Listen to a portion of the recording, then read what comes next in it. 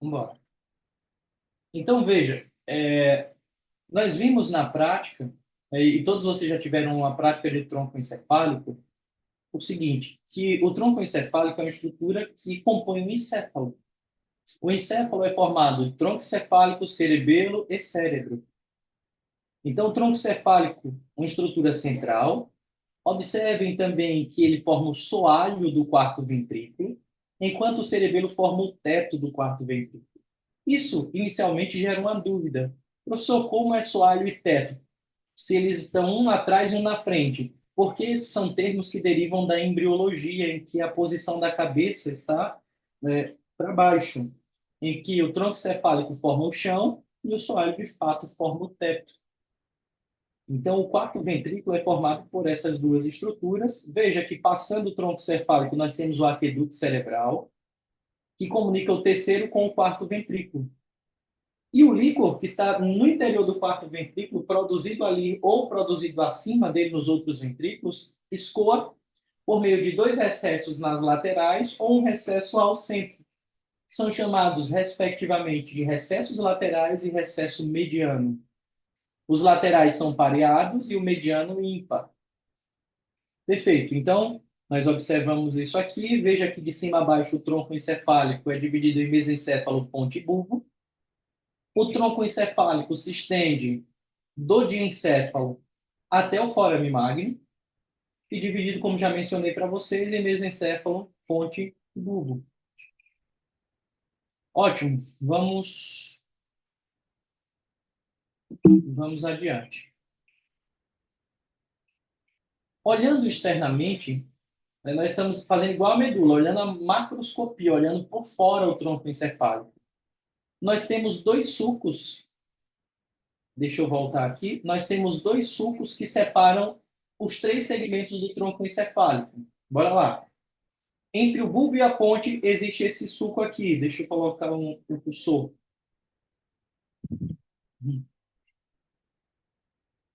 Aqui, ó. Esse sulco aqui que nós chamamos, esse aqui é o sulco bulbo-pontino.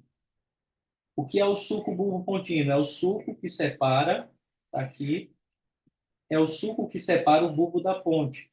E existe o sulco ponto-mesencefálico, que é o sulco que separa a ponte do mesencéfalo. Então, sulco bulbo pontino, sulco ponto mesencefálico, bulbo pontino e ponto mesencefálico.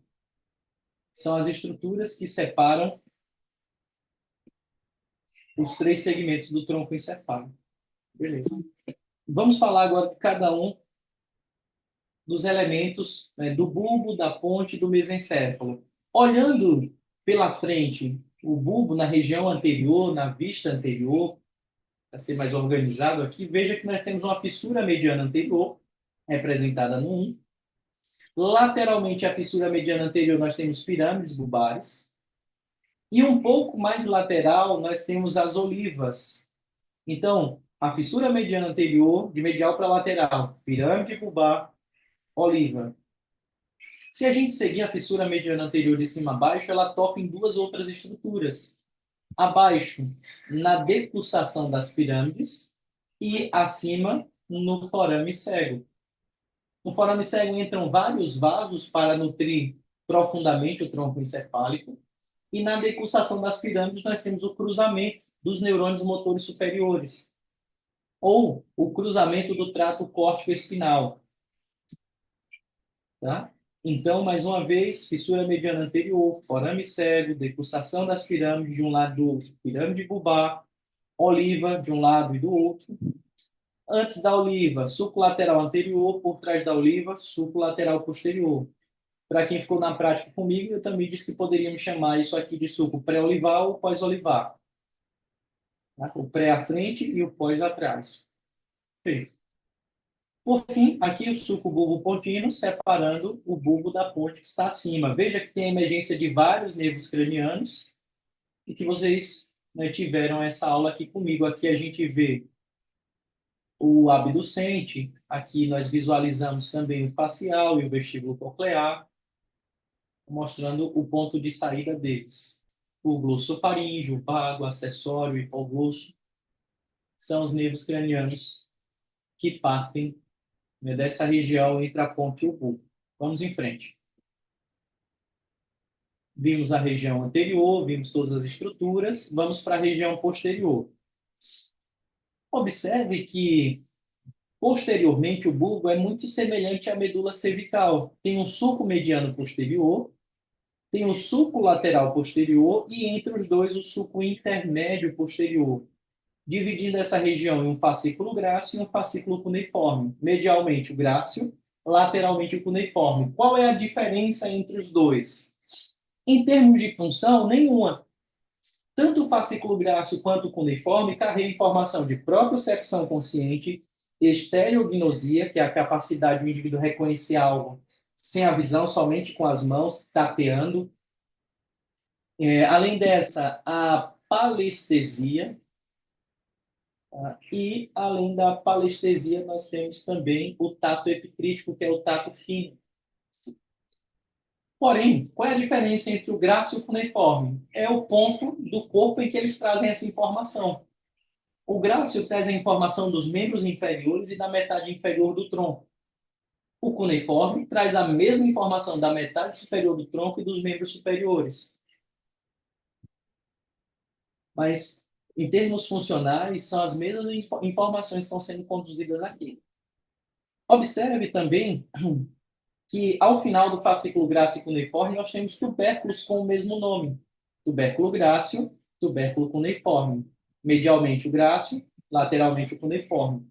Aqui vai acontecer a sinapse dessa via, que é aquela via que eu disse para vocês chamada coluna dorsal leminísco medial. Então, daqui os neurônios sobem, como chamado leminísco medial. E dessa forma, nós concluímos o bulbo visto posteriormente. Quando eu falar do quarto ventrículo, eu falo dessa parte aberta aqui que está dentro do quarto ventrículo. Professor, posso só tirar uma dúvida? Claro, pode. A parte superior que é a parte aberta do bulbo, vai fazer parte da parte inferior do assoalho do quarto ventrículo, é isso? Exatamente. A Certo. parte superior aberta forma ali o chão do quarto ventrículo. Certo. A parte inferior, né, do chão, do assoalho. Exatamente. Como o soalho é um losango, Certo. a gente pode dividir ele em dois triângulos. Um triângulo com o vértice inferior e um triângulo com o vértice superior. O triângulo com o vértice inferior pertence ao bulbo. O triângulo com o vértice superior pertence à ponte. Tá certo. Obrigada, professor. Entendi. Veja aqui, ó, nós temos o trígono do vago, do hipoglosso, mas isso no soalho do quarto ventrículo eu menciono para vocês. Então tá aqui. Vamos para a ponte agora. O que é que nós temos aqui na ponte? Muito tranquila a ponte, na região anterior. Suco basilar. Veja que do suco basilar nós se projetam essas fibras transversais da ponte. Na verdade, é um trato ponto cerebelar internamente, mas que por fora a gente chama somente de fibras transversais da ponte.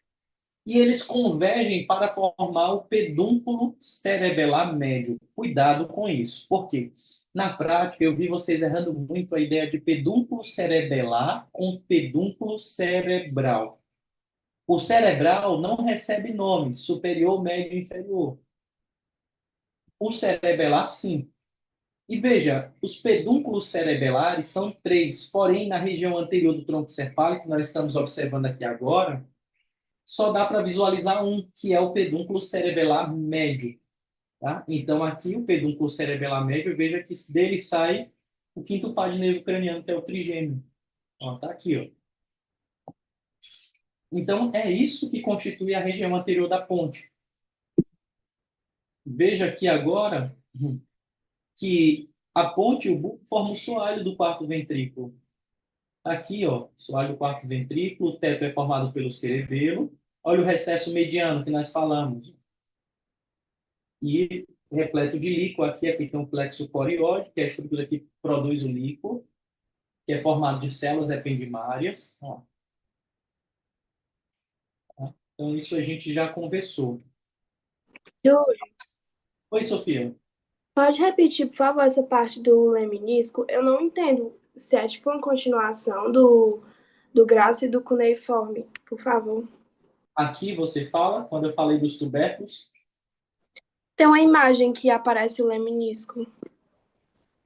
Essa daí. Mas vamos fazer o seguinte, deixa eu mostrar e construir isso aqui nessa imagem, que é melhor, tá? Bora lá, vou mostrar isso.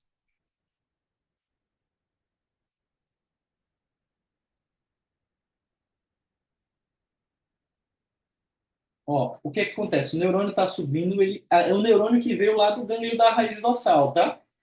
É o mesmo neurônio, que o corpo está lá no gânglio da raiz dorsal. Ele termina aqui no tubérculo grácil ou no tubérculo cuneiforme. E no tubérculo, e por isso forma-se um tubérculo, está o corpo do neurônio, do segundo neurônio dessa via, tá? E aqui o que é que vai acontecer? Se é um corpo do neurônio, precisa sair o axônio, concorda? Aí esse axônio vai cruzar para o lado oposto e sobe. Então, o que é o leminisco medial? É o conjunto de axônios que partem do núcleo grácil e cuneiforme, que está dentro do tubérculo grácil e cuneiforme. Isso vai para o tálamo e do tálamo vai para o córtex. Certo, obrigada. Então, o que é esse leminisco medial, Sofia? É esse cruzamento de axônios saindo do núcleo grácil e cuneiforme que se unem, tá? E se projetam para o tálamo. Beleza, vamos em frente. Tá aqui.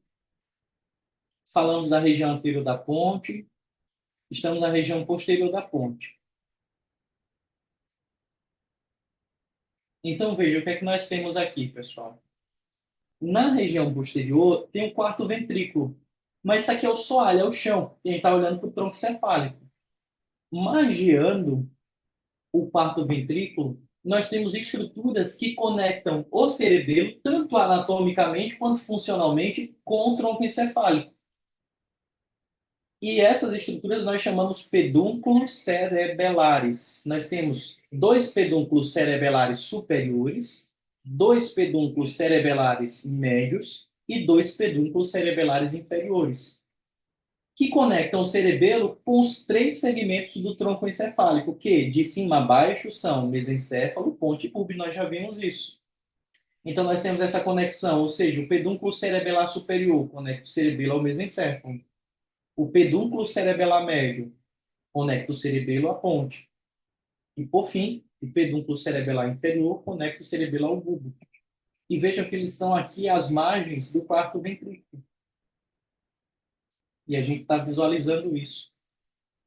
Veja que o quarto ventrículo, sobretudo seu soalho, é uma estrutura losangular, e se a gente dividir em dois triângulos, um vai ter o vértice inferior, que pertence ao bulbo, e o outro com o vértice superior, que pertence à ponte.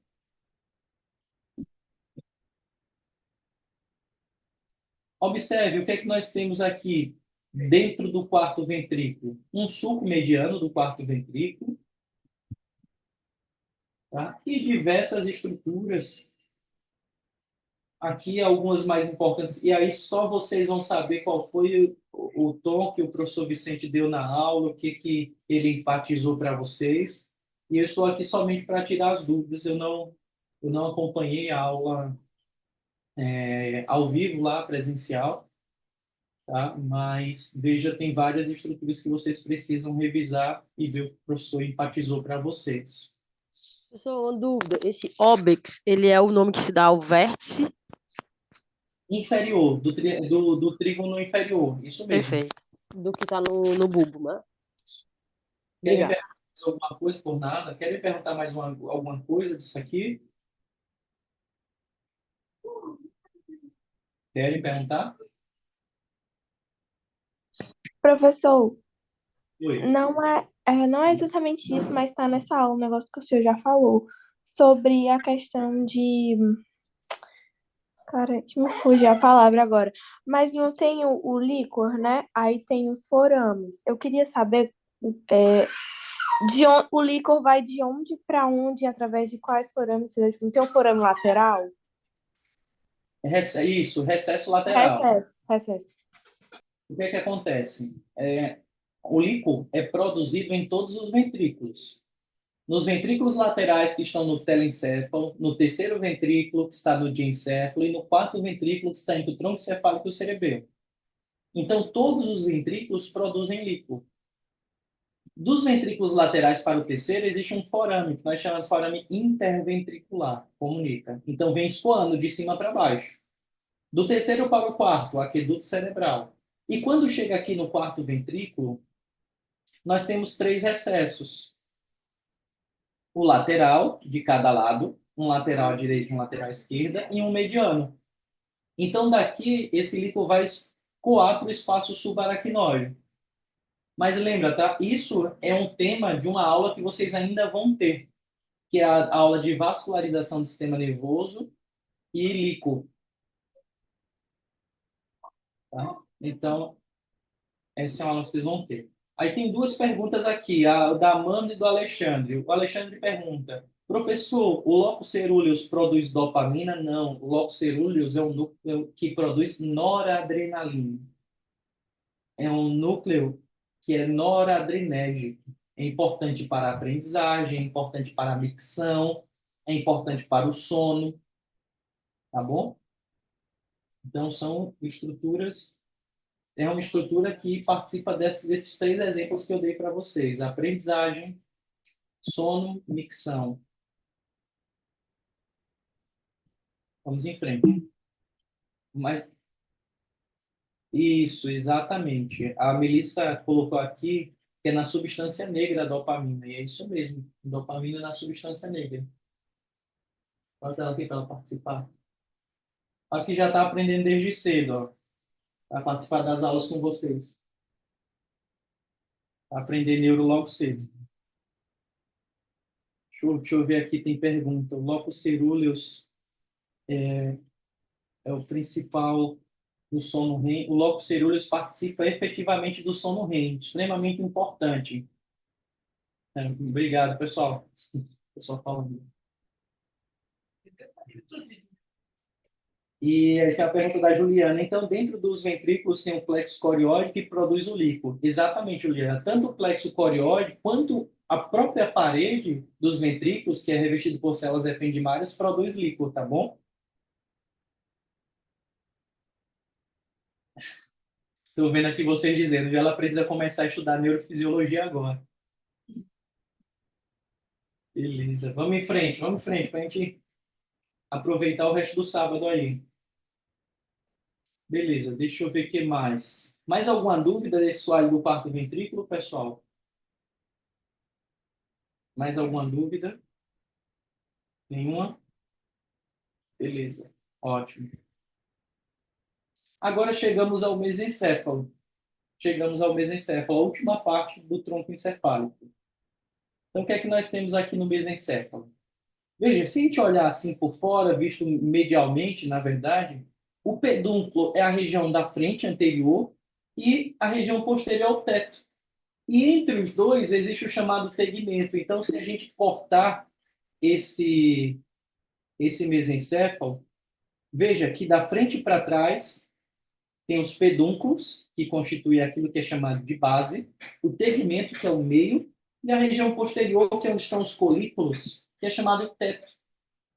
Então, no teto, nós temos 4 colículos, 2 superiores e 2 inferiores. E os 2 superiores são relacionados à visão e os 2 inferiores relacionados à audição.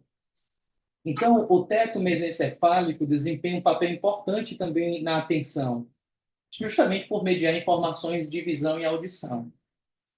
Veja que separando a base, que é onde estão os pedúnculos cerebrais, do tegmento, nós temos a substância negra, que agora sim, o que vocês colocaram, deixa eu ver quem foi, a Melissa e o Alexandre, né? A substância negra, sim, é um componente que produz bastante dopamina, auxilia na iniciação do movimento, é importante para o movimento organizado e coordenado, e quando comprometida está relacionado a uma doença prevalente, que é a doença de Parkinson.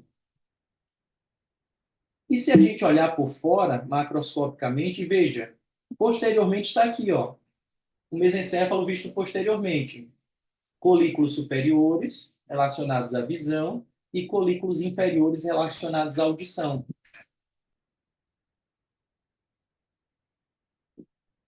E, anteriormente, nós temos aqui os pedúnculos cerebrais, e entre os dois pedúnculos cerebrais, agora cerebrais, não cerebelares, tá bom? Cerebrais. Nós temos aqui a fossa interpeduncular, e dentro da fossa interpeduncular, a substância perfurada posterior, que também entram vasos, que vão irrigar as estruturas profundas. Alguma dúvida até aí, pessoal?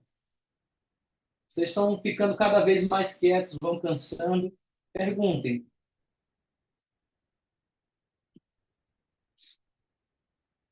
Nenhuma dúvida? Beleza. Tudo ok, tudo certo, beleza. Oi, Lívia. Estou vendo aqui. Pode perguntar.